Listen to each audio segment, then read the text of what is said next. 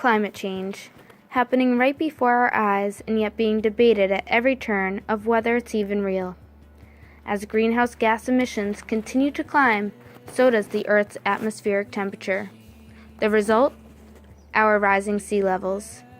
Felt all around the world is the threat of rising sea levels, with the most vulnerable already experiencing the effects. One vulnerable location lies right here in America. Hull, Massachusetts, a little seaside town located on a peninsula outside the southern edge of Boston Harbor, and home to approximately 8,000 people. Known for its beautiful views and long stretches of beach, Hull is also known for eroding seaside cliffs, decreasing beach lines, and more frequent coastline flooding. Especially in the winter months when nor'easters make their way through, many homes are at risk of damage and at risk of completely being swept away.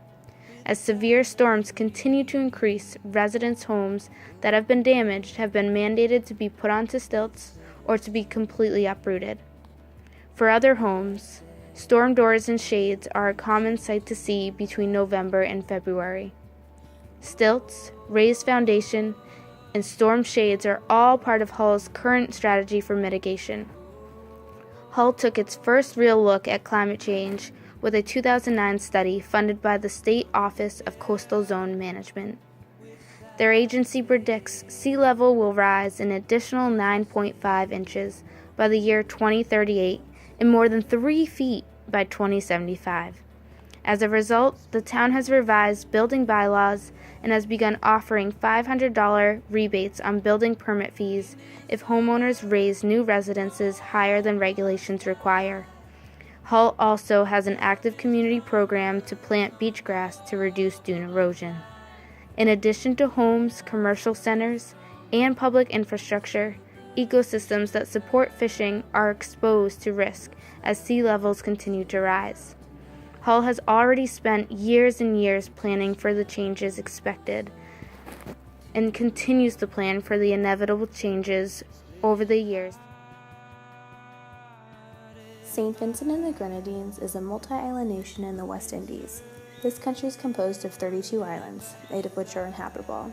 There are approximately 100,000 people living within these 8 islands. Between 85 and 90% of the country's infrastructure inhabit a narrow coastal strip.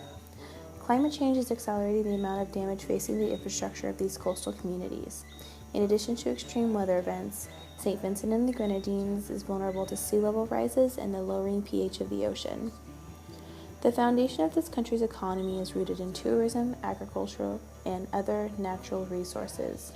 St. Vincent and the Grenadines tourism is dependent upon the preservation of the country's beautiful shorelines and coral reefs. The agricultural industry is especially vulnerable to climate change as it is dependent upon rainfall. Extreme rainfall, followed by drought, negatively impacts local banana farms, which employs approximately 60% of the workforce.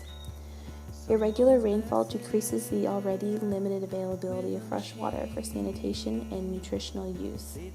Moreover, the varying weather increases the population's risk for dengue and malaria. In an attempt to lessen their vulnerability to climate change, the government is working to stabilize the shoreline and repair the beach and nearshore reef. The government is working to improve their infrastructure by improving the roads to improve local fuel economy of the vehicles on the road. Through mitigation and adaptation, St. Vincent and the Grenadines strives to protect themselves from extreme weather events and continue to lessen their contribution to climate change.